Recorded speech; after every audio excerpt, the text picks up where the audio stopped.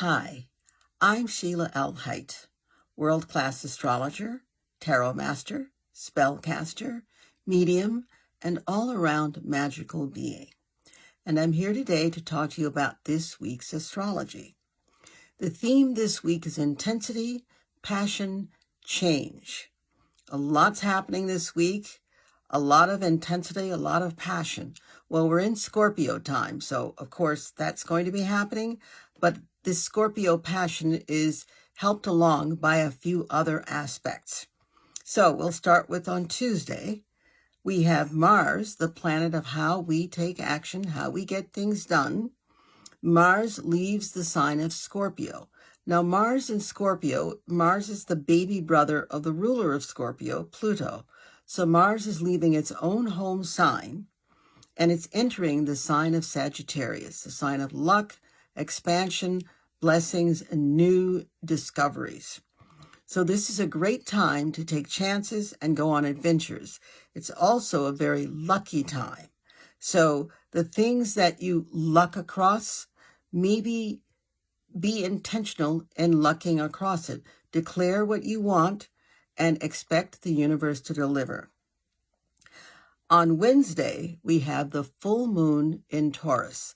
That means that the moon will be in Taurus, and that means the sun will be in the opposite sign, Scorpio.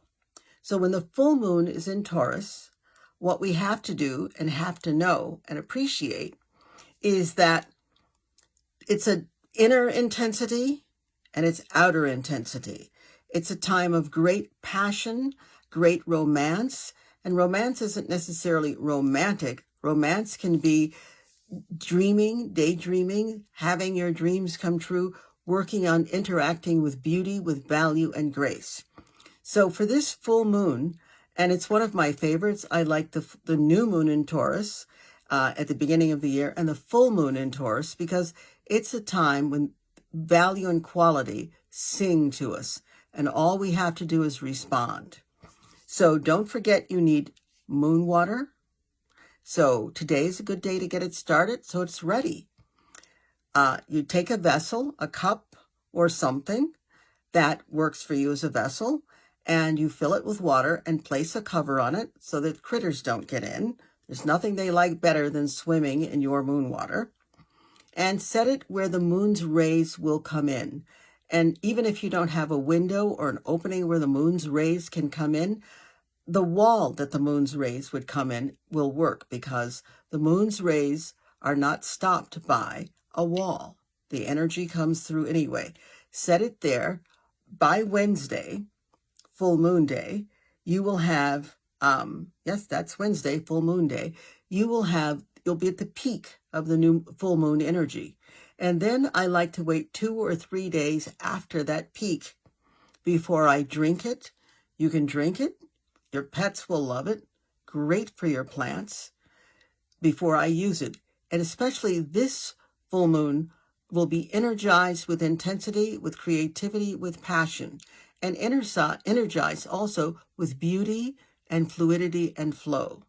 So this is a really great, lucky full moon. On Friday, the planet Venus, the planet that rules relationships, rules women, rules balance, that rules value and money and self-value especially, leaves the sign Libra, its own sign of Libra, and moves into good old intense, passionate Scorpio. This whole week, passion, intensity, why not? So the things will become even more intense because your emotions will be involved. So it's very important that you practice mindfulness, that you don't let your emotions run the show. Because if you have Venus in Scorpio and you are letting your emotions run the show, it's going to be a very costly production. And you're the one who's going to have to pay. This is a great time for romance, literal romance, a great time for creativity, a great time to feel fabulous about yourself and to share that feeling with someone else. Then on Sunday, we have something we've all been waiting for and dreading, happens 3 or 4 times a year. It's the last Mercury retrograde of 2025. So Mercury retrograde. Mercury retrograde, if things can go wonky, they will go wonky. Whatever your plans are, make sure you've backed them up. Make sure you've checked them out 3 times. Make sure you've backed them up. And definitely know that Mercury retrograde isn't all about hard knocks and bad luck. It's also about redoing things, retrograde re. You can go into retreat. You can rethink. You can replan. This is a great time actually to make plans and do research because it's all about going within. You don't want to implement those plans, though, until Mercury goes direct on November 29th. So this last one is actually a short one. It's a 20-day one. Thank goodness for that. And just be aware that this excellent time for introspection it's got some weak spots there, some places where you could trip, but understand that you don't have to buy into the whole idea that things are always going to go wrong for you just right now. So my recommendation is all manner of mistakes and misunderstandings can happen when Mercury is retrograde. So please hold off on buying or leasing any big ticket items. And it's also a good idea to, as I said before, take a look at things from a different perspective. The retrograde is giving you that permission and giving you that nudge. Take a look at what you're certain of from a different perspective. You'll see things that you might not have noticed before.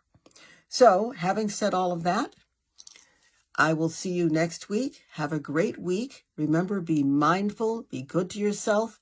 Understand that this is a week of intensity and passion, and you can enjoy it without having to pay 2 or 3 times for it. So lots of joy, and bye.